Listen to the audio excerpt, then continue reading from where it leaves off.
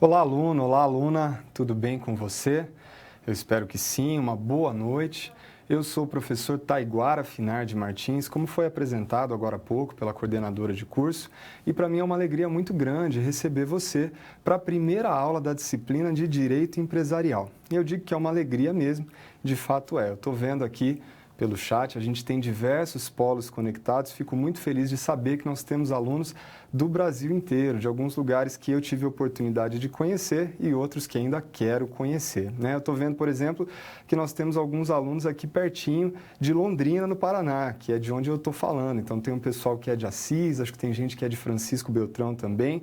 Um grande abraço para os meus vizinhos paranaenses e também um grande abraço para você, aluno, você, aluna, que de todo o Brasil nos acompanha nessa noite. Queria começar, de fato, agradecendo pela sua presença, pela sua atenção e incentivando você a prestar bastante atenção nessa primeira aula, porque, afinal de contas, esse é o início da disciplina e é o momento em que nós temos a oportunidade de estabelecer as bases, os fundamentos da disciplina, sobre os quais a gente vai construir todo o conhecimento dessa e das próximas aulas. Agora, depois dessa breve apresentação, vamos falar um pouco mais sobre a disciplina, então, a disciplina de Direito Empresarial e sobre essa primeira aula, a aula de número 1. Como você pode acompanhar no quadro, então, dessa disciplina de Direito Empresarial, nós vamos ter 4 encontros ao longo dos próximos dias, das próximas semanas, e nesse primeiro encontro nós vamos tratar sobre uma introdução ao direito empresarial, certo? A gente vai começar, então, pelo melhor lugar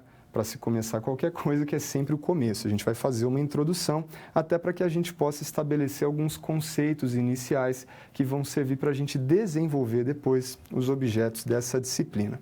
Então, num breve resumo que você tem aí no quadro, nós temos as competências da unidade. O que a gente pretende assimilar e aprender nessa primeira aula na unidade de ensino número 1. A gente vai conhecer e compreender principalmente as relações comerciais e os seus reflexos entre empresa, empresário e mercado consumidor.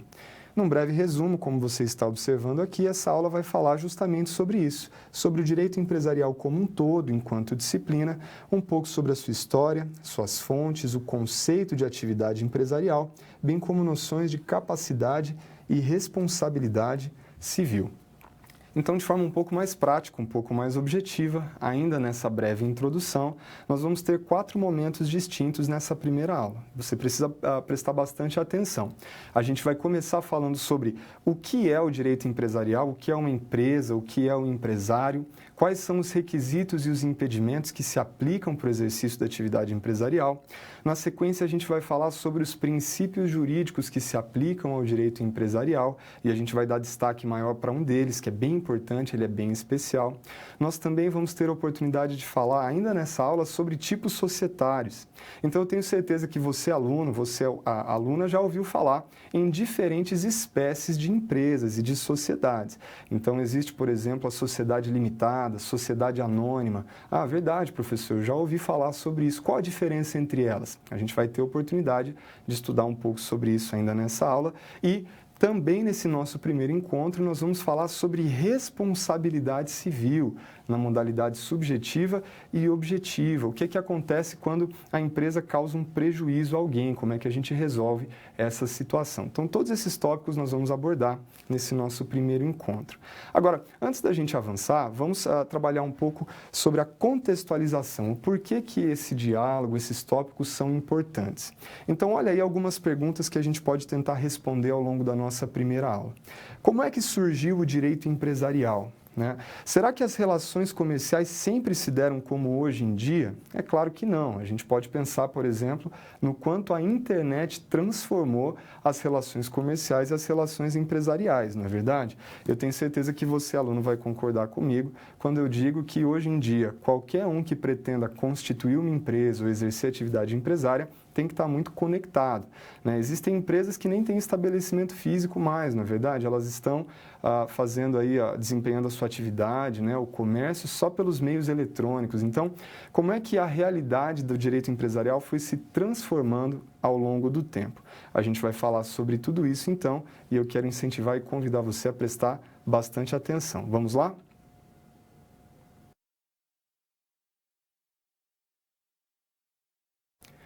Nós vamos começar então tratando sobre a teoria geral da empresa e sobre a pessoa do empresário. Talvez você esteja se perguntando, afinal de contas, o que é que define uma empresa? Quem é um empresário? Professor, eu já desempenho uma atividade de maneira autônoma. Será que eu posso ser considerado um empresário? A legislação estabelece requisitos específicos para essa classificação? Essas são perguntas que a gente vai tentar e conseguir responder ao longo dessa aula. Então, como você pode acompanhar do quadro, vamos começar trabalhando um pouco sobre a história do direito empresarial. Não é segredo para ninguém que desde que o mundo é mundo, desde que a sociedade existe, as pessoas praticavam o comércio. Não necessariamente como ele é praticado hoje, claro, né? Você sabe que nem sempre houve dinheiro, houve moeda corrente. Por um período as pessoas praticavam o escambo, faziam troca de produtos, troca de mercadoria.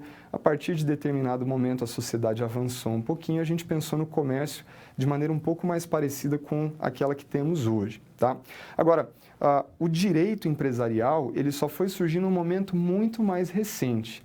Antes do direito empresarial, o que nós tínhamos era o chamado direito comercial, esse que começou ali por volta da Idade Média e que foi se sistematizar de verdade no início do século XIX, finalzinho do século XVIII, comecinho do século XIX.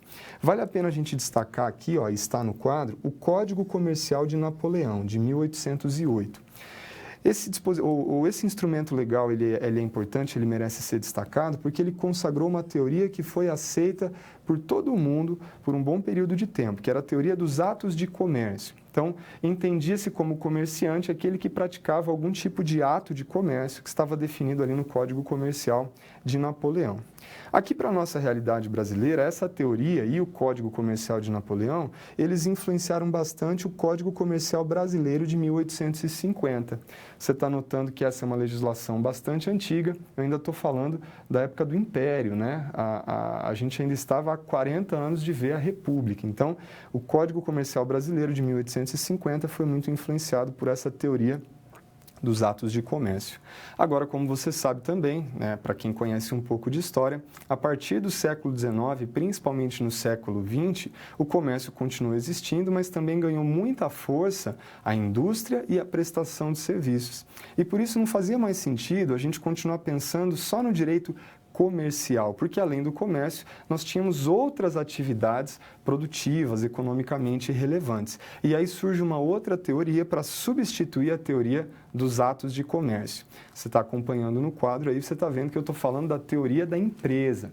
Essa teoria que foi consagrada mais recentemente, ali no Código Civil Italiano de 1942, e que influenciou demais o nosso Código Civil brasileiro atual, esse que é bem recente, Código Civil Brasileiro de 2002, que substituiu aquele Código Comercial brasileiro de 1850, muito antigo, né? A gente até tinha um outro Código Civil de 1916, mas que ainda caminhava lado a lado com o Código Comercial. Agora, o Código Civil brasileiro de 2002 substituiu essa legislação mais antiga e o que nós aplicamos é a teoria da empresa, segundo a qual, de acordo com o artigo 966 do Código Civil de 2002, considera-se empresário não apenas quem exerce atos de comércio, então, mas quem exerce profissionalmente qualquer atividade econômica organizada para a produção ou a circulação de bens ou de serviços. Então, está aí aluno, aluna, você que quiser anotar, uma boa definição inicial do que é a atividade empresária, de quem é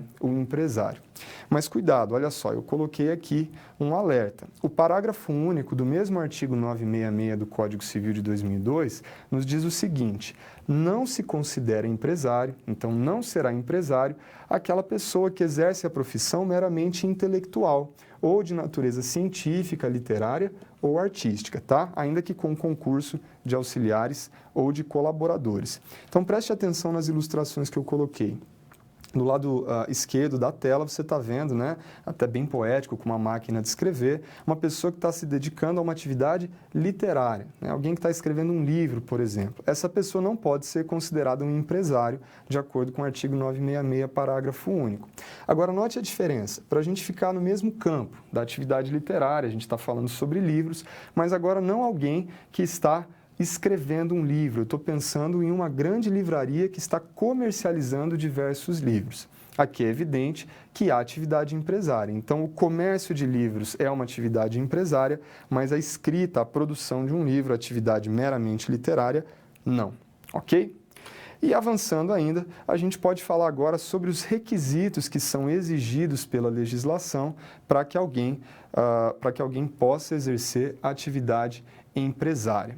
Eu estou vendo que está tendo uma pergunta aqui de do polo lá de Itajuba, em Minas Gerais. Se pergunta assim, professor, o empresário obrigatoriamente tem personalidade jurídica? É uma excelente pergunta desse polo de Minas Gerais. Eu vou respondê-la daqui a pouquinho, porque a gente vai ter um momento da aula para falar especificamente sobre tipos societários. A gente vai falar, inclusive, do empresário individual e da diferença dos empresários individuais para as sociedades empresárias. Isso tem a ver com essa pergunta, ok? Mas muito obrigado pela participação. Então, vamos retornar aqui ao quadro.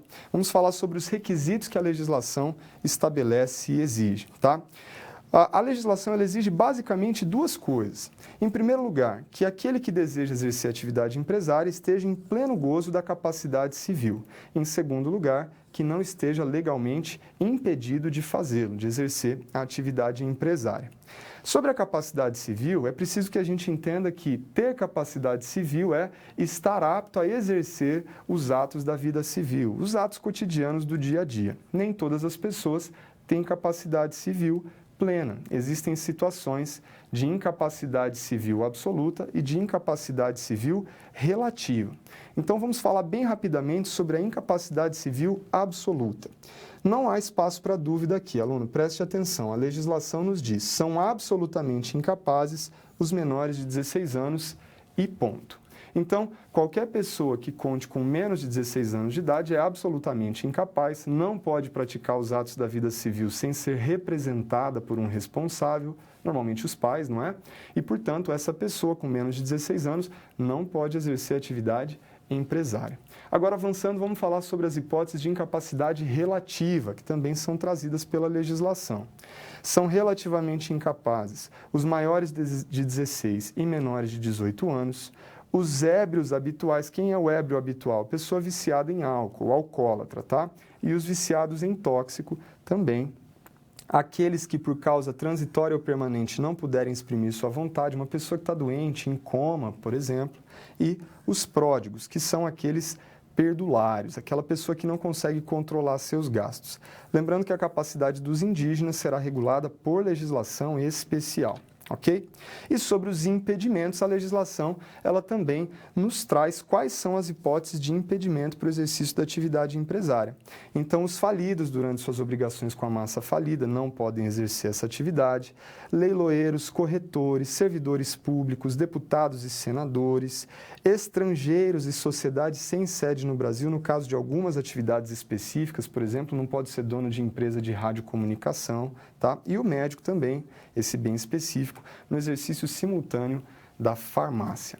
Muito bem, com isso a gente conclui então esse primeiro momento em que a gente está falando sobre o que é o empresário, quais são os requisitos necessários para o exercício da atividade empresária e quais são os impedimentos que a legislação aplica a ele. Vamos avançar?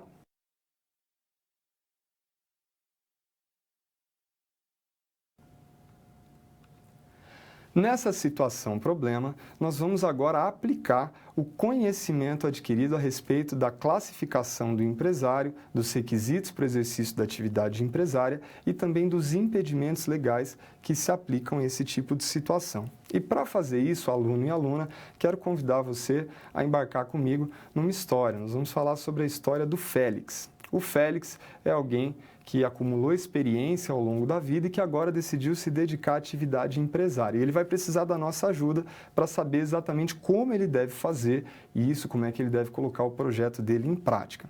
Então, como você pode acompanhar comigo do quadro, o Félix trabalhou por 10 anos para uma grande empresa do ramo de rações para animais domésticos e foi recentemente demitido sem justa causa. Olha só, então o Félix se dedicou por muito tempo à empresa, com certeza adquiriu muito conhecimento e aí depois de 10 anos, provavelmente por talvez contingenciamento ou corte de despesas, a gente sabe que em época de crise isso é comum, ele foi demitido sem justa causa.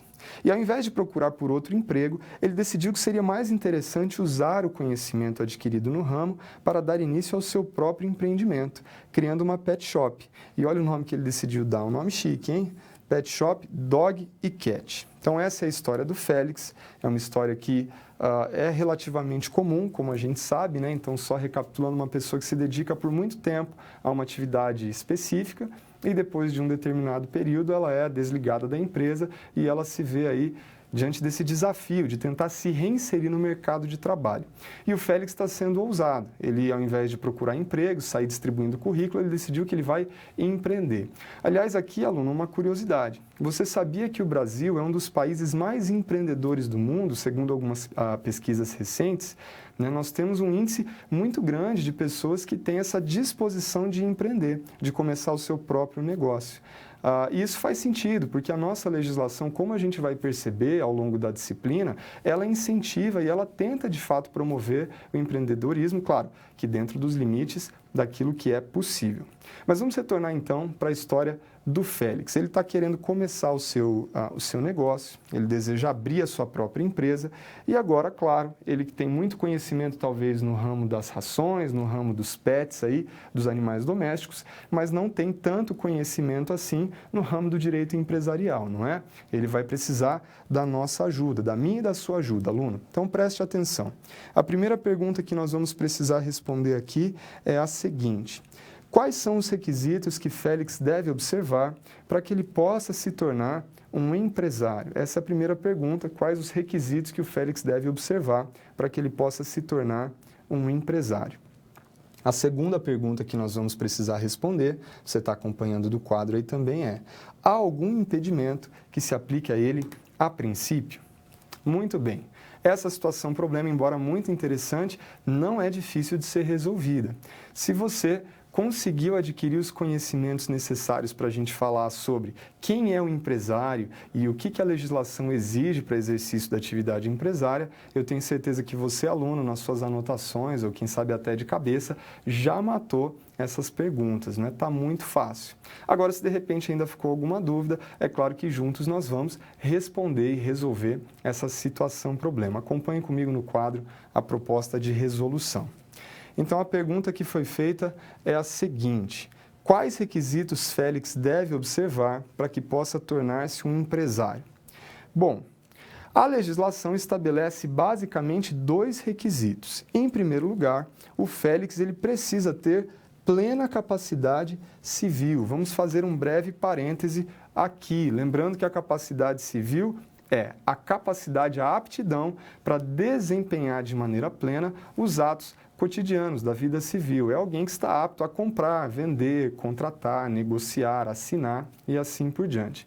Nem todas as pessoas, só relembrando, têm capacidade civil plena. Nós vimos que os menores de 16 anos são absolutamente incapazes e precisam ser sempre representados, normalmente pelo pai ou pela mãe. É por isso que a criança, o pré-adolescente, não pode contratar, não pode comprar, não pode vender em nome próprio ou, na realidade, sozinha. Ela precisa ser representada pelos seus pais ou responsáveis. Mas existem também aqueles que são relativamente incapazes, vale lembrar. E aí a gente falou do ébrio habitual, aquela pessoa que tem problema com álcool, né, o alcoólatra, viciados em drogas, uma pessoa que por conta de uma doença ou enfermidade está temporariamente incapaz de exprimir a sua vontade. E nós vimos até que os indígenas também dependem de regulamentação especial para falar sobre a sua capacidade. Então, em primeiro lugar, para que o Félix possa desenvolver a sua atividade empresária, ele precisa necessariamente ter capacidade civil plena. Não pode ser nem absoluta e nem relativamente incapaz. Além disso, retornando ao quadro, vale lembrar também que o Félix não pode estar impedido, não pode ter qualquer outro impedimento legal, ok? Então, a legislação fala sobre os impedimentos legais que se aplicam ao exercício da atividade empresarial. Numa sequência, então, além da capacidade e da ausência de impedimentos, também é importante que a atividade em questão ela tenha cunho empresarial, reunindo os elementos do artigo 966 do Código Civil de 2002, que eu, aliás, recomendo, aluno e aluna, que você tenha à disposição o Código Civil para você acompanhar ao longo das aulas. A gente, em diversos momentos, vai fazer referência à legislação, e não se enquadrando nas hipóteses de exclusão do parágrafo único do mesmo artigo. Lembrando que a atividade intelectual, literária, operária, ela não pode ser considerada como uma atividade empresária, tá? E a segunda pergunta é: há algum impedimento que se aplique a ele, ao Félix, a princípio? Bom, da história que nós lemos até aqui, não, porque não se insere em nenhuma das hipóteses de impedimento legal que nós já tivemos a oportunidade de estudar em outros momentos, não é verdade? Então, só para que fique claro, o Félix ele não é a princípio deputado, nem senador, ele também não é um médico que pretende exercer a farmácia simultaneamente, ao que tudo indica não passou por um processo de falência, então ele não está impedido, ok?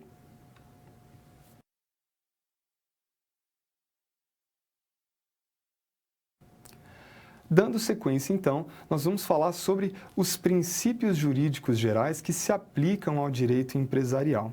E eu estou percebendo aqui, pelo chat atividade, que tem bastante gente participando. Eu fico muito feliz com isso, né? Isso demonstra que a gente está tendo bastante interesse pela disciplina. Então, tem várias perguntas pipocando. Estou vendo aqui que tem gente perguntando sobre a diferença entre a MEI, o microempresário individual, e a Eireli. Gente que tocou no assunto da sociedade limitada e da sociedade anônima. Gente que está perguntando sobre o servidor público federal.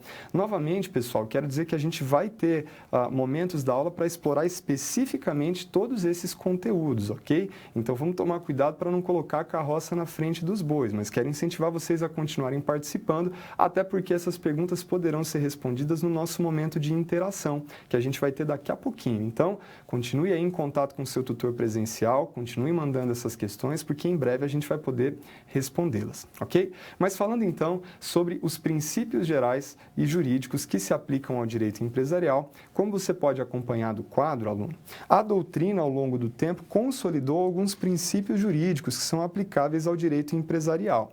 E talvez você esteja pensando assim: professor, de qual lei eu extraio esses princípios? Onde é que esses princípios estão escritos? Eles estão lá no Código Civil? Tem alguma lei que fale sobre as empresas e que estabeleça esses princípios? Não, veja lá, aluno, esses princípios eles foram construídos pela doutrina. Então, os doutrinadores, aqueles autores, pesquisadores que pesquisam, que estudam a respeito do assunto, eles chegaram à conclusão de que existem alguns princípios jurídicos que se aplicam ao direito empresarial. Nós vamos falar sobre diversos aqui, eles também estão à disposição de maneira mais aprofundada no seu material, mas a gente vai destacar e vai dar maior atenção a um deles. Então, você aluno que está batendo o olho na nossa lista, será que você consegue adivinhar qual é o princípio que a gente vai explorar com mais atenção? Porque me parece que tem um aqui que seja mais interessante, mais importante. Então, vamos falar bem rapidamente sobre todos e depois a gente, na sequência, explora um deles com um pouco mais de cuidado. Começando pela liberdade de contratar. Claro, a empresa, o empresário, ele deve ter liberdade para contratar com quem e como ele quiser, desde que de acordo e respeitando a legislação vigente. Então, nenhuma empresa pode ser obrigada a comprar ou vender de qualquer fornecedor ou qualquer pessoa. Vige aqui, tem vigência a liberdade de contratos. Outro princípio muito importante é o princípio do regime jurídico privado.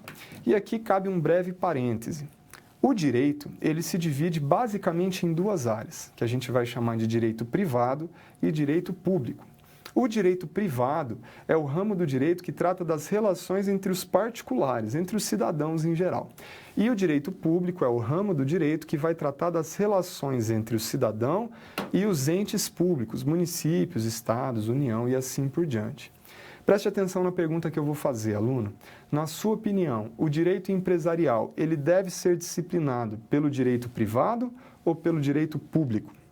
Acertou quem respondeu, é claro, pelo direito privado, porque afinal de contas, as empresas são pessoas jurídicas privadas e não pessoas jurídicas públicas. Por isso, então, a gente fala no princípio do regime jurídico privado. Elas devem ser disciplinadas pelo direito civil e pelas outras áreas, do direito privado.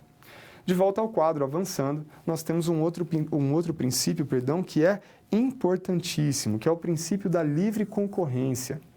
A ideia de que o empresário, no exercício da sua atividade, ele não pode atentar contra a livre concorrência, adotar práticas predatórias que você com certeza conhece, aluno. Eu estou falando do cartel, do dumping, da difamação, da difamação ilegítima, injustificada e assim por diante. Sobre a função social da empresa, a gente vai falar mais sobre esse princípio daqui a pouco. Então, quem falou da função social da empresa acertou. Eu quero tratar esse princípio com um pouco mais de calma. Preservação da empresa.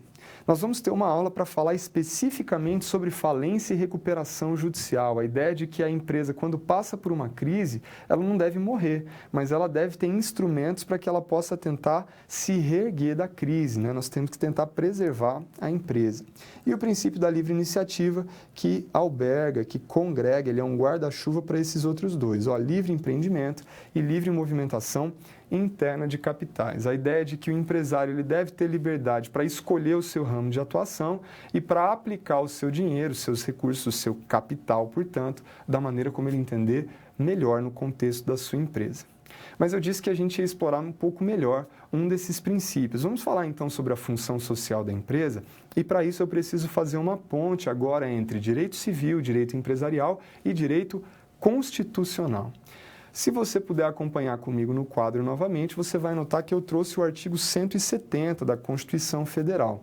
Lembrando que a Constituição, aluno, é o nosso documento jurídico e político mais importante. A Constituição ela está acima de todas as outras leis e ela é, ao mesmo tempo, o topo da pirâmide e a base, o fundamento de todo o nosso ordenamento jurídico. Então, a Constituição ela é fundamental em qualquer ramo do direito. Agora, olha que interessante o que diz o artigo 170. Ele trata sobre a ordem econômica, claro que isso tem tudo a ver com empresa, né?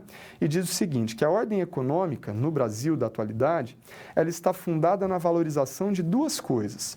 De um lado, do trabalho humano, e aqui, é claro, eu estou falando do trabalhador, e de outro lado, na valorização da livre iniciativa. Então, preste atenção, aluno, a ordem econômica do Brasil, ela busca um equilíbrio, segundo a Constituição.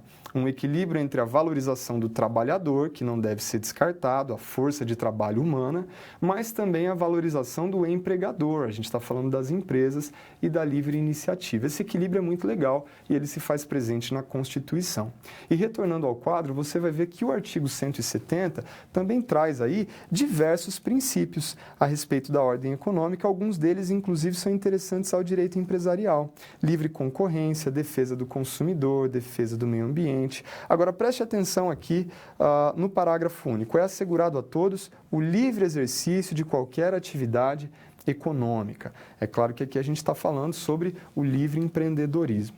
E sobre a função social da empresa, eu quero destacar o seguinte: a atividade empresária ela deve atender aos interesses particulares e individuais do empresário, mas também deve atender aos interesses da coletividade.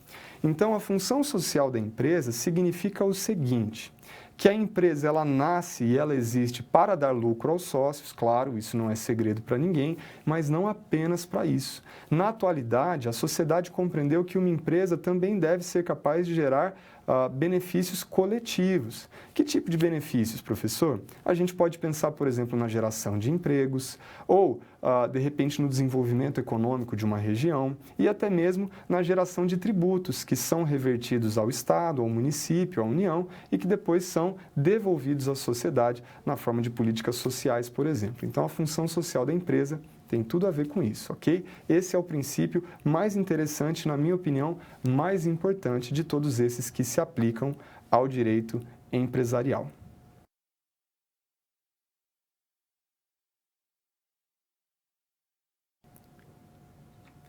Vamos aplicar, então, esse conhecimento a respeito dos princípios gerais que se aplicam ao direito empresarial, vamos trabalhar isso novamente numa situação concreta.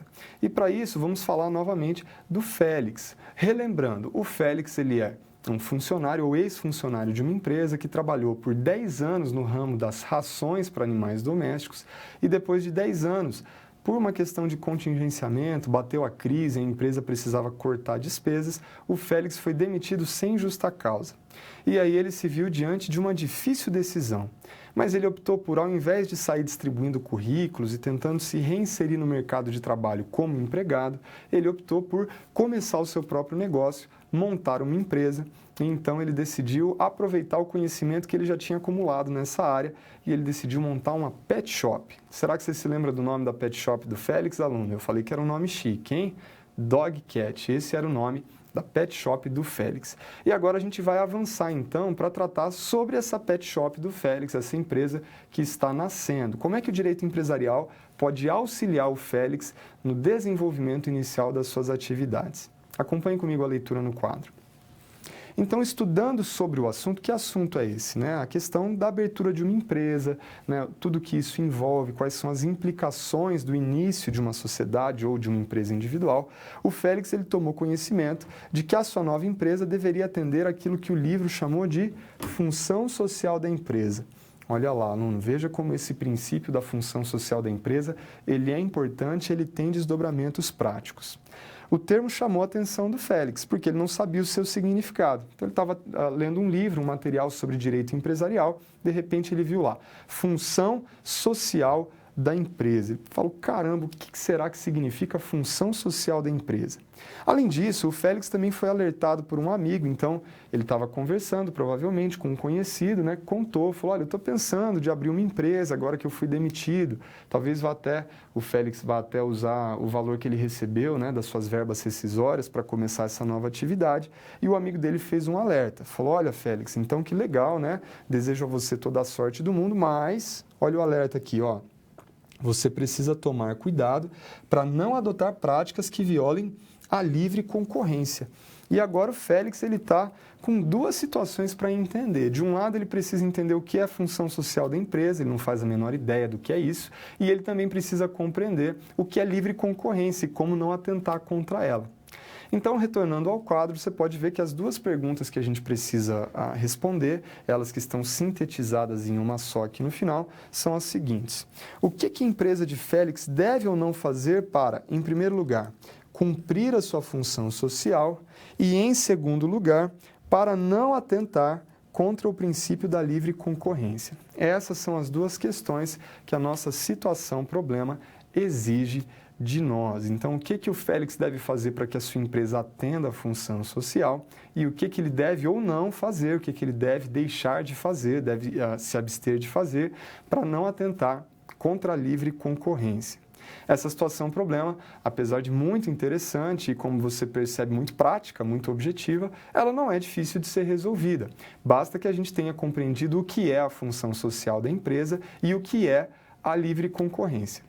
Eu tenho certeza, novamente, que você, aluno, você, aluna, nas suas anotações, ou quem sabe de cabeça, se você nem precisa anotar nada, que você já matou essas duas charadas. Agora, vamos então observar qual é a proposta de resolução dessa situação-problema. A gente vai falar sobre, então, função social da empresa e sobre a livre concorrência.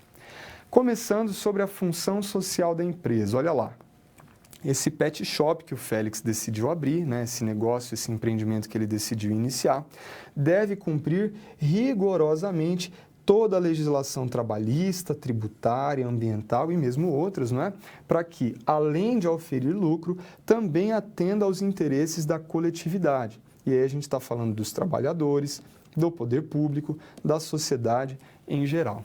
Aluno, eu quero destacar isso com você, tá? Quando a gente fala sobre função social da empresa, aliás, sobre função social como um todo, porque talvez nem é objeto da nossa aula, mas você tem ouvido falar em função social da propriedade, é a mesma coisa. Mas vamos falar sobre a função social da empresa. Sempre que a gente fala em função social, é preciso entender o equilíbrio que precisa haver entre o individual e o coletivo. Qualquer pessoa que se dispõe a abrir uma empresa, é claro que ela deseja ter lucro com a sua atividade. Então, de novo, a empresa precisa atender aos interesses individuais do empresário e do sócio. Ela precisa funcionar, ela precisa oferir lucro, óbvio. Mas, além disso, a empresa também não pode ser uma ilha em si, porque ela está inserida num contexto de coletividade, de sociedade. E a sua atividade está produzindo impactos à coletividade, não é verdade? Então, por que a gente fala na importância de observar toda a legislação trabalhista, tributária, ambiental? Para que essa empresa, além de trazer lucros e benefícios individuais ao sócio, ela também produza benefícios, aspectos positivos à coletividade. Por exemplo, como eu mencionei, gerando empregos e respeitando os trabalhadores, porque de nada adianta gerar empregos e violar todas as normas trabalhistas, não é verdade? Violar a dignidade dos empregados, não adianta de nada, para que ela possa recolher tributos, gerando riqueza e crescimento econômico, e até para que ela não polua o meio ambiente, né? Não destrua o seu contexto, o contexto onde ela está inserida. Ok? E além disso, retornando ao exercício, retornando ao quadro, a gente também deve falar sobre a livre concorrência. Então, o Félix deve se abster, né? Deve evitar, abster é evitar, ok? Ele deve evitar adotar práticas predatórias, como dumping. Dumping, que você sabe, aluno, é vender um produto abaixo do seu preço de custo para quebrar um concorrente com menos fôlego financeiro. O cartel, que é o ajuste de preços ilícito entre diversos concorrentes para lesar o consumidor, a captação ilícita de clientes, a propaganda abusiva, a difamação e etc. Então, essas práticas o Félix deve evitar no contexto da sua atividade empresarial, porque, do contrário, ele está, sim, violando a livre concorrência, ok?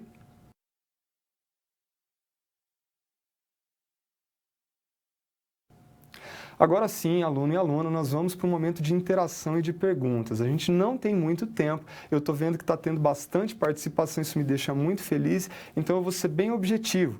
Eu vou dar a você mais alguns minutos, 1 minuto, 2 no máximo, para você mandar a sua participação para o tutor presencial que está acompanhando você, e aqui nós vamos selecionar algumas perguntas para responder, então, nesse tempo que nós temos. Não deixe de participar, ok? Vamos lá?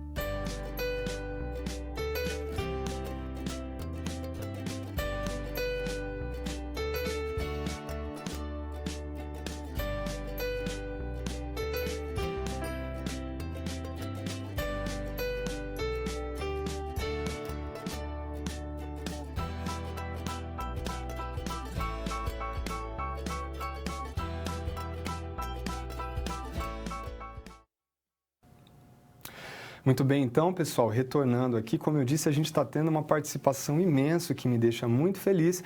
E, infelizmente, nesse momento, a gente não consegue responder a todas as perguntas, devido ao volume.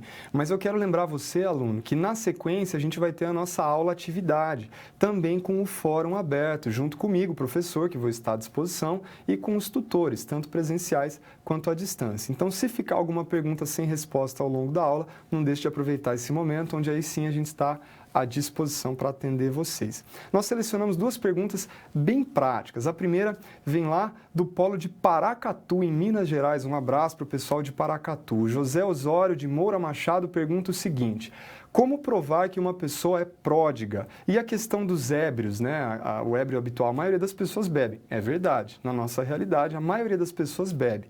Quando a gente fala sobre a incapacidade civil, a gente não está falando de alguém que bebe socialmente ou bebe ocasionalmente. Nós estamos falando do alcoólatra, aquela pessoa cujo vício no álcool prejudica o desempenho das suas atividades gerais, tá?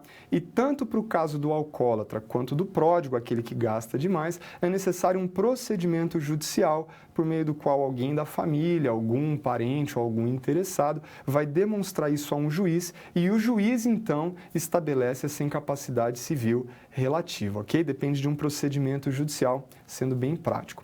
A outra pergunta tem a ver com isso. Maiores de 16 anos e menores de 18 anos podem abrir uma empresa sendo emancipados, né?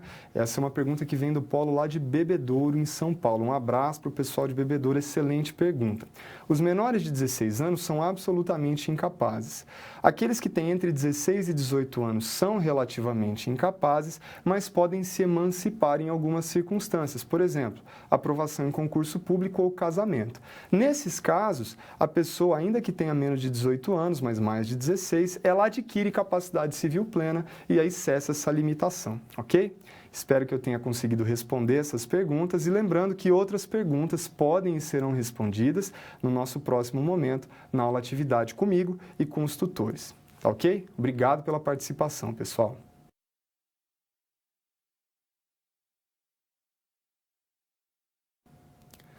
Vamos prosseguir falando sobre os tipos e classificações de empresas. Eu tenho certeza que essa é a dúvida de muitos alunos e alunas, inclusive a gente percebe isso pela participação que a gente observa, tá? Então, com certeza você, aluno, já se perguntou: se eu quiser constituir uma empresa, sob qual modalidade eu devo fazer isso? Qual seria o tipo societário ou tipo empresarial mais vantajoso para mim?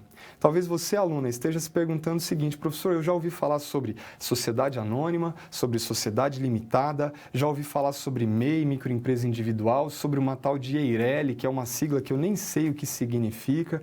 Então chegou o momento da gente entender, ainda que seja de maneira inicial, a diferença entre esses tipos societários. Eu quero convidar você a acompanhar comigo no quadro para que a gente possa tratar desse assunto, ok? Então, para a gente poder falar sobre tipos societários, nós precisamos começar compreendendo, aluno, que a atividade empresarial ela pode ser exercida tanto individualmente quanto em sociedade. Esse é o primeiro passo e eu tenho certeza que isso já responde diversas perguntas, tá? Então, se você queria saber, é possível ser empresário sozinho ou eu necessariamente preciso de um sócio? Não, é possível. Ninguém é obrigado a ter um sócio, ninguém é obrigado a se associar para exercer atividade empresarial. Existem figuras que permitem o exercício da atividade empresarial individual. Agora, pode ser, no seu caso, aluno e aluna, que você tenha um parceiro, uma parceira ou pessoas com quem você deseja conjugar esforços. E aí a gente vai estar falando de sociedades. Além disso, também é importante decidir qual é o tipo de enquadramento a ser adotado. Lembrando que existem tipos de empresa e existem enquadramentos tributários diferentes. As opções mais comuns de empresa, aluno e aluna, são as seguintes. Olha lá, eu trouxe duas sociedades e trouxe duas modalidades individuais de empreendimento. Eu tenho a sociedade limitada, a sociedade anônima, o empresário individual e a famosa EIRELI, que é uma sigla para representar a empresa individual de responsabilidade limitada. Agora você deve estar se perguntando: professor, só existem essas 4 modalidades? Só são apenas esses 4 tipos de empresas? Claro que não. De novo, se nós fôssemos buscar lá do Código Civil, nós perceberíamos que o capítulo dessa lei que trata sobre atividade empresarial, ele nos traz diversos outros modelos de sociedade, principalmente. Tá? Mas nós não vamos falar de todas elas aqui por 2 motivos. Primeiro, porque são muitas e nós não conseguiríamos abordar com propriedade nesse momento. Em segundo lugar, porque na prática existem diversos tipos societários que quase não são observados. Na nossa realidade do dia a dia, o que a gente vê na prática mesmo, salvo raríssimas exceções, aluno e aluna, são esses 4 modelos de empresa que nós vamos estudar com um pouco mais de calma e um pouco mais de atenção, ok? Então vamos começar falando pelas sociedades, os tipos societários, as empresas que são constituídas a partir da conjugação de esforços de 2 ou mais pessoas. Nós temos a sociedade limitada, que é muito comum, a gente vê bastante na prática, talvez o tipo societário mais comum de todos, e temos também a sociedade anônima. Menos comum que a sociedade limitada, mas ainda assim importante e bastante utilizada, principalmente por empresas maiores. Você já vai entender por quê. Sobre a sociedade limitada, é importante entender que, pelo fato de ser uma sociedade, pressupõe-se que ela é constituída, que ela é formada por, no mínimo, 2 ou mais sócios. Então, se a gente está falando de sociedade limitada, não dá para criar uma empresa sob essa modalidade sozinho, individualmente. É necessário que hajam 2 ou mais pessoas. E aqui um parêntese, é muito comum, aluno e aluna, que a sociedade limitada seja criada, por exemplo, por marido e mulher. Eles não podem ser casados no regime de comunhão universal de bens, mas em outros regimes, o marido e a mulher, o esposo e a esposa, podem ser sócios de uma sociedade limitada, tá? A dica é prestar atenção no nome. Nós estamos dizendo que essa sociedade ela é limitada porque a responsabilidade, então, limpando aqui para ficar mais claro, você pergunta, o que é limitado, professor? A responsabilidade de cada sócio pelas dívidas da empresa, ela é limitada ao capital social, que deve estar integralizado. Cada sócio tem um número de cotas proporcional à porção do capital social que integralizou. Então, por que a sociedade limitada ela é tão útil e tão comum no nosso dia a dia?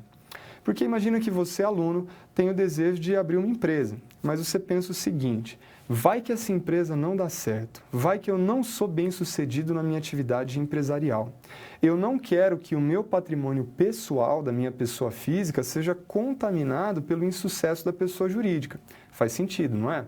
Então, você e um colega, você e mais 2 ou 3 pessoas, vocês constituem uma sociedade, mas uma sociedade limitada. Isto é, a sua responsabilidade enquanto sócio, enquanto pessoa física, pelo insucesso, por dívidas da empresa, vai estar limitada ao capital social que você integralizou no momento da constituição da empresa.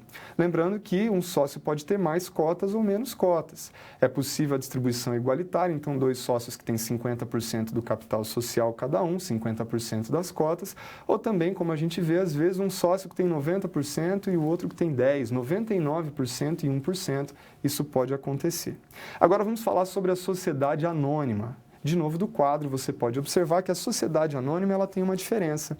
Enquanto a sociedade limitada ela é formada por um contrato social, então os sócios eles estabelecem um contrato por meio do qual criam a sociedade anônima ela não tem um contrato social. O que ela tem é um estatuto.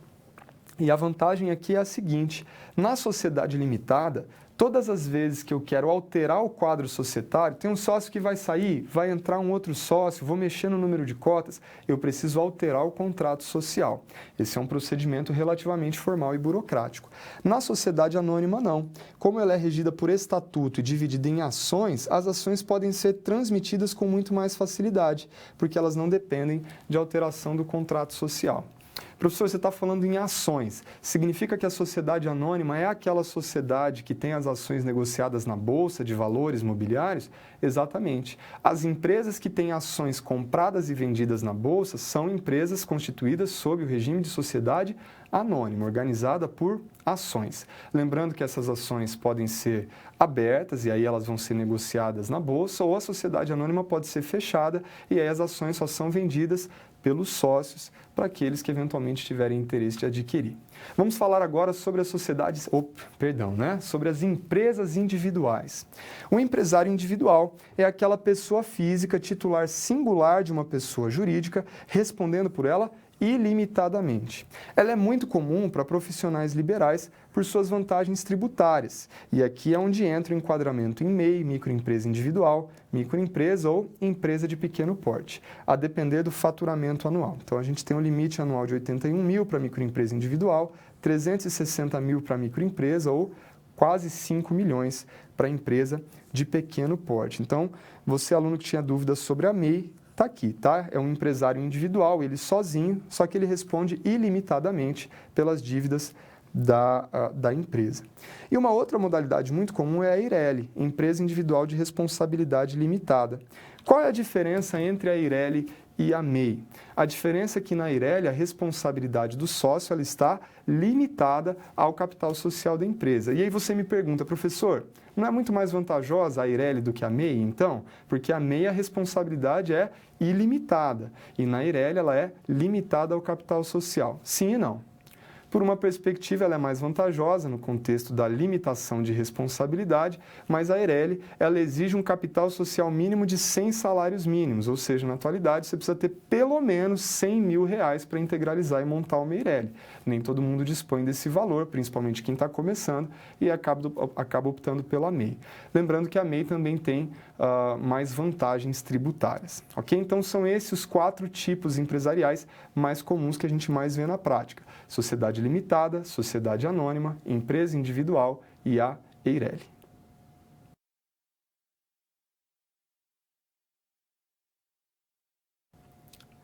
Vamos aplicar agora esses conhecimentos a respeito de tipos societários a uma história prática.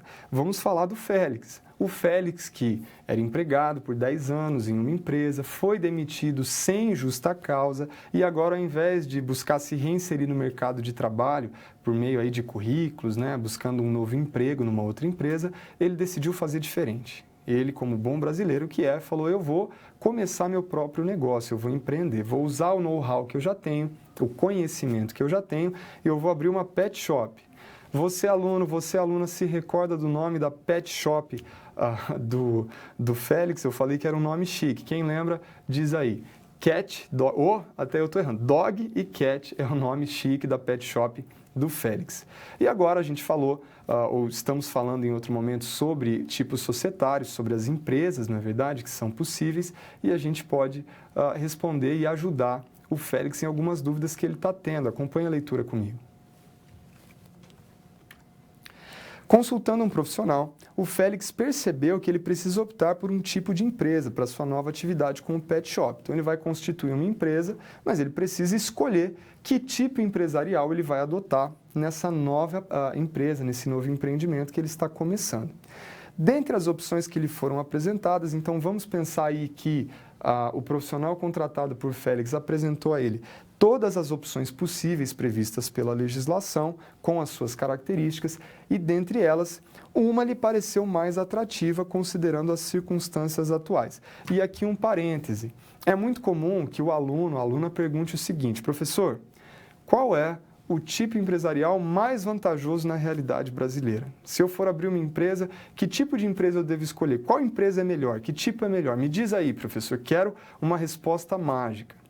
Nem preciso dizer, pessoal, que essa resposta não existe. Tá? Não há um tipo empresarial que seja melhor do que todos os outros. Afinal de contas, se houvesse, todas as empresas optariam por aquele modelo, não é verdade?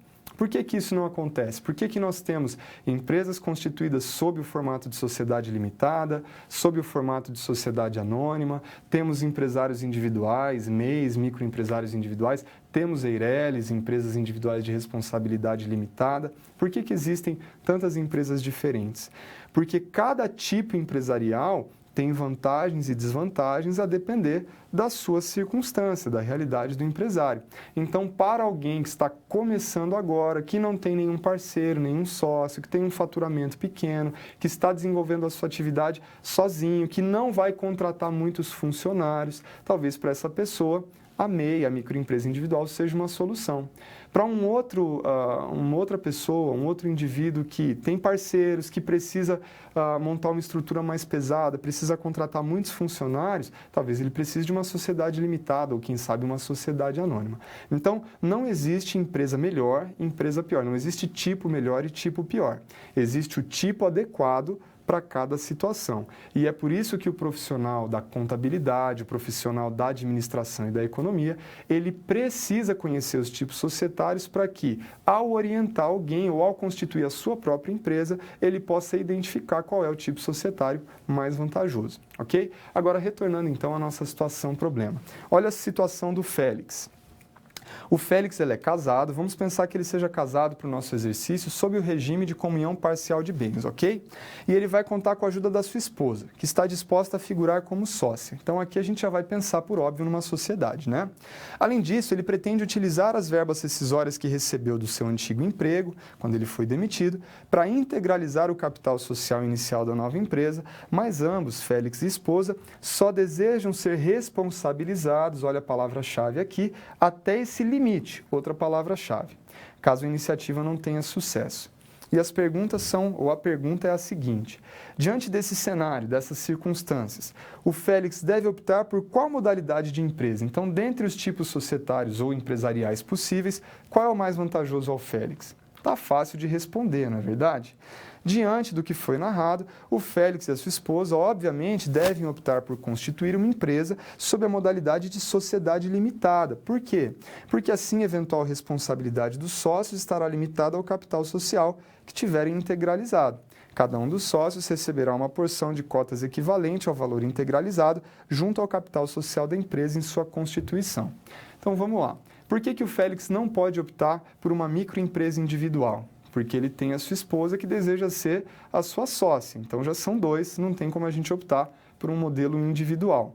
Da mesma forma, não cabe a Ireli. Lembrando, pessoal, que na MEI, na microempresa individual, só se admite a contratação de um único funcionário. E é bem provável que o Félix precise de mais ajuda no seu negócio. Pensando nas sociedades, faz mais sentido a sociedade limitada do que a sociedade anônima. Porque, a princípio, o Félix provavelmente não deseja abrir o seu capital na Bolsa de Valores, não é verdade? E ele vai limitar a responsabilidade da sua pessoa física e da pessoa física da sua esposa em relação ao capital social que foi integralizado, ok?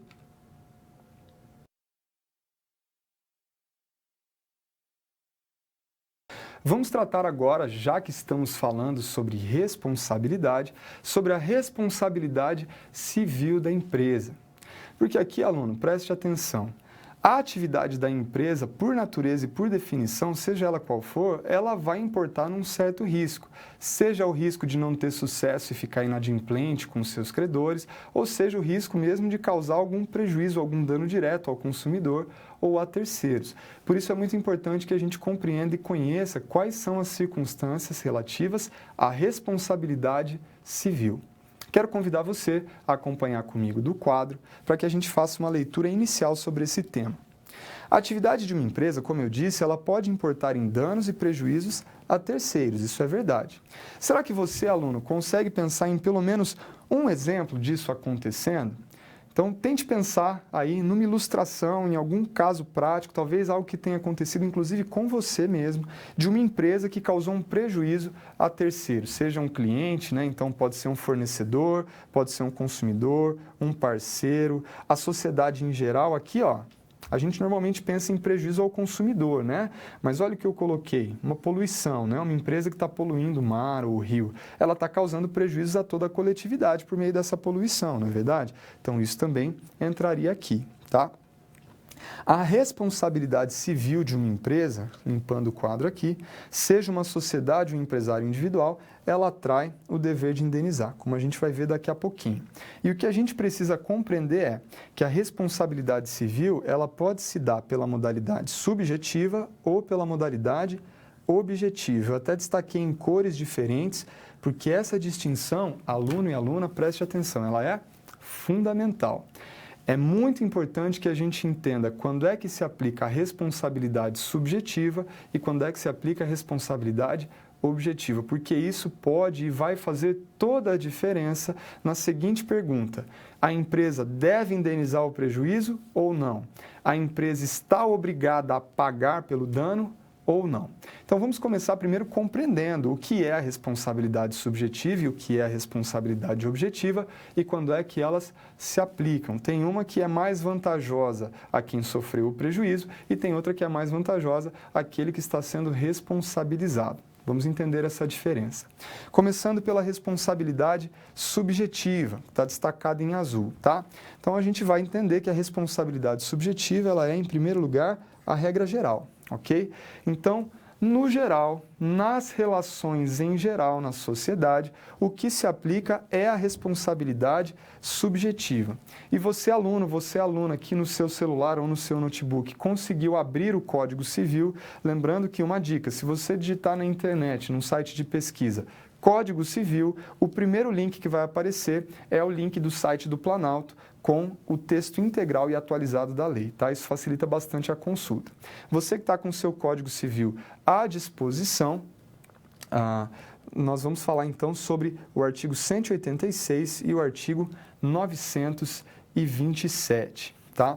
O artigo 186, você que está fazendo a leitura, diz que todo aquele que causa um prejuízo, causa um dano a outra pessoa, comete um ato ilícito. Claro, você causar prejuízo, causar dano é algo ilícito. E o artigo 927, e por isso que a gente colocou esse sinalzinho de mais, porque eles devem ser interpretados em combinação, tá? O artigo 927 diz o seguinte, que todo aquele que por um ato ilícito causa dano a outra pessoa, fica obrigado a indenizar. Então, daqui a gente extrai a regra geral da responsabilidade subjetiva. Aquele que causa dano a outra pessoa, cometendo um ato ilícito, fica obrigado a indenizar. Agora, o que caracteriza a responsabilidade subjetiva, essa regra geral, é a presença de 3 elementos. Vou repetir para você que não prestou atenção. 3 elementos. 1, 2, 3, hein? Esse é o número mágico da responsabilidade subjetiva. Quais são os 3 elementos da responsabilidade subjetiva? Primeiro, dano ou prejuízo. Segundo, nexo causal. Terceiro, culpa ou dolo. Então, vamos falar do dano ou prejuízo. Não existe dever de indenizar, óbvio, se não houver dano ou prejuízo para ser indenizado. Essa é a regra básica da responsabilidade civil em ambas as modalidades. Segundo, além do dano, é importante a demonstração do nexo causal. Professor, o que significa essa expressão nexo causal? Nexo é vínculo, relação, causal, causalidade. É importante ou é necessário que se demonstre que há uma relação de causa e efeito, uma relação de causalidade entre algo que a empresa fez e o dano que surgiu, o dano que foi causado. Porque o dano pode ter sido causado por uma outra postura que não a da empresa. Então, essa relação de causa e consequência, ela é fundamental. E na responsabilidade subjetiva tem o terceiro elemento, que esse é mágico, esse é o pulo do gato, tá? Não há responsabilidade civil subjetiva sem a demonstração da culpa ou do dolo. O dolo é a intenção, então é se a empresa tiver a intenção de prejudicar o consumidor. Isso é muito difícil de acontecer, não é? Vamos pensar na culpa. Quando é que a empresa age com culpa?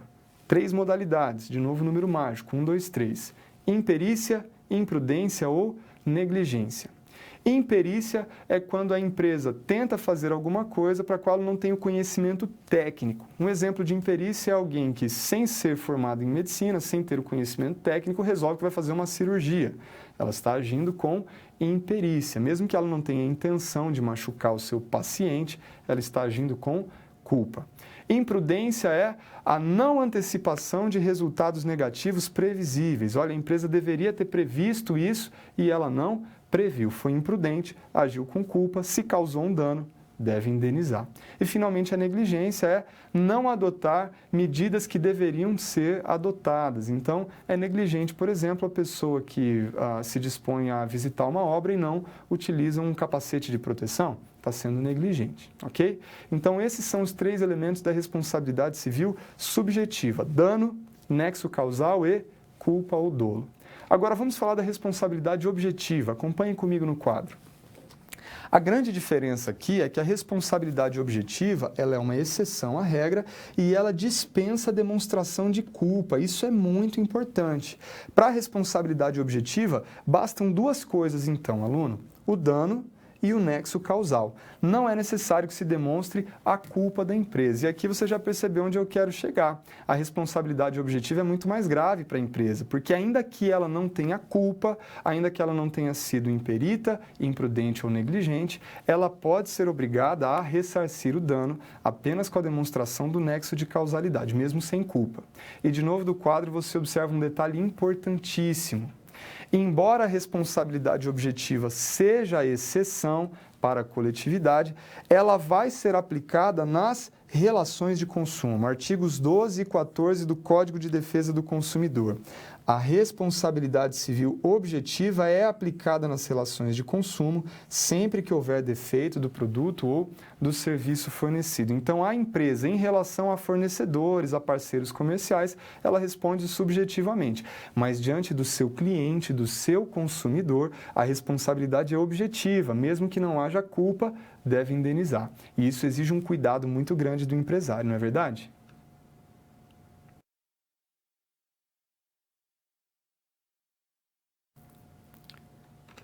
Vamos, então, aplicar o conhecimento relativo à responsabilidade subjetiva e objetiva a um caso concreto. Vamos falar do Félix. O Félix, que foi demitido, ele começou o seu negócio, ele decidiu abrir a sua empresa e ele montou então uma pet shop. E nós já vimos aí em outros momentos que o Félix ele precisou de ajuda para primeiro decidir se ele tinha ou não tinha os requisitos necessários para ser um empresário. Ele precisava ter capacidade civil e não estar impedido. Também ajudamos o Félix a optar pelo modelo de empresa que mais lhe favorecia. E nós vimos que no caso dele era uma sociedade limitada. Agora vamos pensar, aluno, que o Félix já montou a sua empresa, já constituiu uma sociedade limitada com a sua esposa e que ele já está em funcionamento. Vamos pensar então que o pet shop do Félix já está em atividade, já está atendendo a clientes. Acompanhe comigo no quadro mais um capítulo dessa história. Logo no primeiro mês de funcionamento, o pet shop do Félix recebeu uma notificação enviada por um cliente. E má notícia, hein? Então, no primeiro mês de funcionamento, a empresa estava ali começando, né? O empresário animado ainda com o início das suas atividades, recebeu uma cartinha, uma notificação enviada por um cliente. O que essa cartinha, essa notificação dizia? O cliente afirmava que o seu cachorro, olha a história, hein? Havia desenvolvido uma alergia severa depois de passar pela sessão de banho e tosa oferecida pela empresa do Félix. Que azar, hein? E aí o cliente estava dizendo também que ele precisara gastar uma quantia muito expressiva com medicamentos para o animal. Você, aluno, já está entendendo onde é que essa história vai chegar, não é verdade? Muito preocupado, o Félix ele consultou um profissional do ramo jurídico porque ele desejava saber se poderia ser responsabilizado pelo ocorrido. E aqui, aluno, um parêntese. Embora o exercício fale sobre profissional do ramo jurídico, na realidade, diversos profissionais que lidam com a atividade empresarial devem estar capacitados a responder esse tipo de pergunta, porque, afinal de contas, a responsabilidade da empresa ela não é apenas um campo afeto ao advogado ou ao profissional jurídico. O contador, o administrador e o economista também precisam entender sobre responsabilidade para que possam desenvolver sua própria atividade ou ainda orientar clientes, não é verdade? Então, vamos pensar que o Félix foi consultar algum profissional, pode ser, de repente, o seu contador, um administrador contratado, e aí ele queria saber qual era o risco da empresa ser responsabilizada pelo ocorrido, essa história aí do cachorro, então, que teve uma alergia e que gerou uma despesa tremenda para o seu dono. A pergunta que é feita aqui é a seguinte: a empresa de Félix pode ou não pode ser responsabilizada, a palavra-chave aqui, pelos prejuízos sofridos pelo cliente? E num segundo momento, nós também queremos saber o seguinte: de qual modalidade de responsabilidade civil estamos falando? Agora, aluno, preste atenção. Note que essas duas perguntas, elas são, na verdade, uma coisa só. Vou dar uma dica para você, hein? A segunda pergunta, a modalidade de responsabilidade, ela vai nos ajudar a responder a primeira pergunta. Então, vou repetir, ó. A segunda pergunta, preste atenção. Descobrir a modalidade da responsabilidade civil vai nos ajudar a responder a primeira pergunta. Ou seja, a empresa de Félix pode ou não ser responsabilizada a depender da modalidade de responsabilidade sobre a qual estivemos falando, tá? Então, você, aluno que compreendeu a diferença entre responsabilidade civil subjetiva e objetiva, já matou a charada, não é verdade? Vamos juntos comigo no quadro. Então, a empresa de Félix pode ser responsabilizada por esses prejuízos causados aí pela alergia do cachorro do cliente? Responda junto comigo, ó. Sim, ela pode ser responsabilizada se houver a demonstração clara do dano e do nexo de causalidade. Então, o dano me parece que esteja bem demonstrado, não é verdade? É provável que essa notificação, inclusive, tenha se feito acompanhar por notas fiscais, por exemplo, ou, de repente, por algum outro tipo de comprovação dos prejuízos. Agora, o nexo de causalidade, esse precisa ser bem observado. Será que o que causou a alergia no cachorro foi, de fato, o banho e tosa que foi oferecido pela empresa do Félix? Será que essa alergia não pode ter sido causada pela picada de um inseto ou por alguma outra circunstância? Esses são os dois elementos fundamentais para a gente apurar se vai ou não vai haver responsabilidade da empresa, do pet shop, pelos prejuízos sofridos. E aí você está se perguntando, professor, você não está falando nada sobre culpa. A empresa não tem que ter agido com culpa? Vamos retornar lá para a resolução do exercício. Então, lembrando, tá? Responsabilidade civil subjetiva. Responsabilidade civil subjetiva. Eu preciso demonstrar o dano, tá aqui, né? Então, o prejuízo com as despesas de remédio. O nexo de causalidade, será que foi o banho e tosa que causaram o dano? E a culpa. Agora, na responsabilidade objetiva, não preciso demonstrar culpa, pessoal. Não preciso demonstrar culpa, aluno. Então, se a responsabilidade que se aplica ao caso for objetiva, não vamos falar sobre culpa. Então, não importa se a empresa agiu com culpa, se foi imprudente, negligente, imperita, se agiu com dolo, nada disso importa. E aí o que nós precisamos saber é, nesse caso, nós vamos aplicar a responsabilidade civil subjetiva ou objetiva? Pergunto a você, aluno, nessa história, a responsabilidade que se aplica é subjetiva ou objetiva? Acertou quem respondeu? Objetiva. Afinal de contas, estamos falando de uma relação de consumo. A empresa, frente ao cliente, frente ao seu consumidor, ela responde objetivamente. Então, se fosse um fornecedor de serviço, se fosse um credor, se fosse um banco, a responsabilidade seria subjetiva. A gente falaria em culpa. Agora, nesse caso, como quem sofreu o prejuízo, infelizmente, foi um cliente, foi um consumidor, a responsabilidade é objetiva. E a gente não fala em culpa, não importa se o pet shop foi imprudente, negligente ou se agiu com imperícia. Vai ter que ressarcir esse prejuízo do cliente, sim, desde que demonstrado o dano e o nexo de causalidade.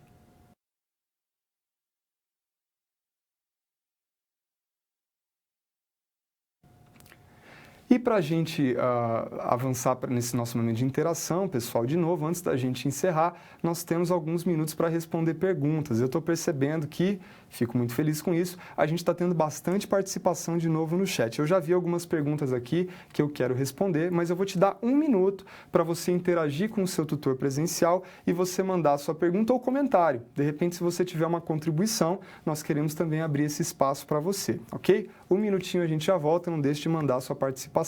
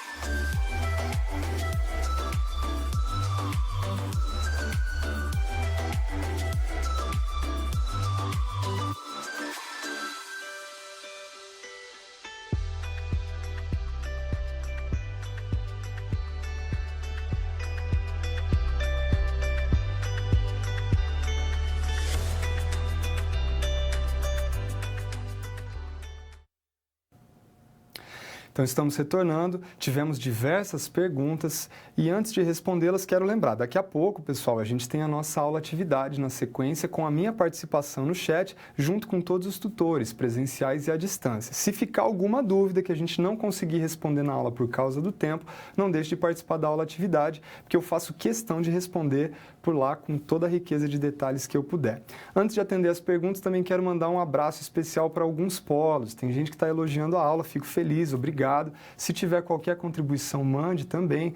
Então, um abraço, por exemplo, para o polo de Sobral, no Ceará, Aí a gente está tão distante, mas um abraço para vocês. Jacareí, no estado de São Paulo, Salvador, na Bahia, morro de vontade de conhecer Salvador, tomara que um dia consiga ir para lá.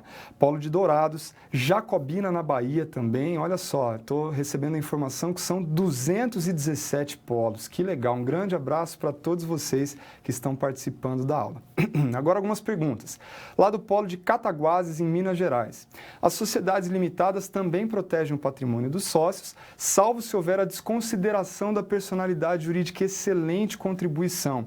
E vou dizer, nós vamos ter uma aula específica para falar sobre desconsideração da personalidade jurídica, tá? Então não perca, continue ligado nas próximas semanas. Lembrando que a desconsideração da personalidade jurídica é quando a gente levanta o véu da empresa, revela os sócios que estão por trás da empresa para responsabilizados pelas dívidas, tá? Existe um procedimento especial para isso. E uma outra pergunta que veio lá do Polo de Santa Luzia, em Minas Gerais. Um abraço aí para o pessoal de Santa Luzia. Professor, no caso de uma empresa que possa provar que houve sabotagem de terceiros em seus processos e algum produto seu e que por essa sabotagem gerou um prejuízo ou dano aos seus clientes, inclusive gerando mortes, olha que grave isso. Ela teria responsabilidade subjetiva ou objetiva? Também quero dizer que a gente vai ter uma aula específica só para falar sobre direito do consumidor, tá? E aí a gente vai entrar com ainda mais detalhes sobre a responsabilidade da empresa frente ao consumidor. Mas não quero deixar você, aluno, sem resposta, então já me antecipo, tá? Se a empresa puder provar que ela foi vítima de sabotagem, que um terceiro, por culpa exclusiva desse terceiro, o prejuízo sobreveio, aí ela fica isenta de responsabilidade, tá? As hipóteses em que a empresa está isenta de responsabilidade basicamente são culpa exclusiva do consumidor. Então vamos pensar, por exemplo, em alguém, um consumidor que pegou lá 1 litro de detergente e tomou, né? E passou mal. Culpa exclusiva dele, se as informações da embalagem estavam corretas, a empresa não tem que responder. Quando o prejuízo é causado por culpa do próprio consumidor e só dele, a empresa está isenta. Ou culpa exclusiva de terceiro. Então, nesse caso, um ato de sabotagem, né? Aí a empresa também está isenta. Tá legal? Então, reforço, pessoal, se a sua pergunta não pôde ser respondida, não deixe de participar conosco daqui a pouco sobre a aula atividade, ok?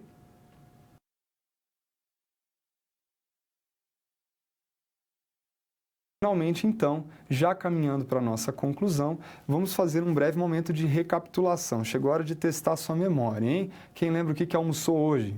Então, vamos chegar um pouco mais perto. Nossa, professor, deu um branco aqui. Vamos tentar recapitular o que a gente viu, pelo menos nessa aula. Quais foram os pontos mais importantes? Lembrando que nós tivemos 4 tópicos principais. Nós começamos falando sobre a teoria da empresa e sobre o empresário. Ali nós tivemos a oportunidade de falar sobre a definição de empresário, né? Lembrando que a gente falou sobre a teoria dos atos de comércio, depois mais recentemente a teoria da empresa, né? Falamos também sobre quais atividades se enquadram ou não nessa categoria, quais se excluem dela. Dei o exemplo para vocês da atividade meramente literária. Então, o escritor de um livro, ele não é empresário, mas aquele que vende o livro, esse é empresário. Também aprendemos sobre a capacidade civil, esse ponto foi bem importante, né, pessoal? Então, capacidade civil, incapacidade absoluta dos menores de 16 anos que precisam ser representados, incapacidade civil relativa daqueles entre 16 e 18 anos e alguns outros casos que precisam ser assistidos. Tivemos uma pergunta excelente, né, que falava sobre emancipação e eu pude responder. E nós também falamos sobre as hipóteses de impedimento para exercício da atividade empresária. Então, lembrando aí, né, aqueles que passaram por um processo de falência, os políticos, teve muita gente perguntando sobre o servidor público, né? A lei se aplica só ao servidor público federal, tá bom, pessoal? Excelente observação, não queria deixar sem resposta, aproveitei esse momento aqui. Só servidores públicos federais é aquela lei que o pessoal mencionou. Servidores públicos estaduais e municipais estão sujeitos daí à lei estadual e municipal. Princípios jurídicos do direito empresarial. Nós falamos aí sobre diversos princípios, né? Tratamos sobre livre concorrência, regime jurídico privado, a liberdade de contratação, mas demos atenção especial para a função social da propriedade.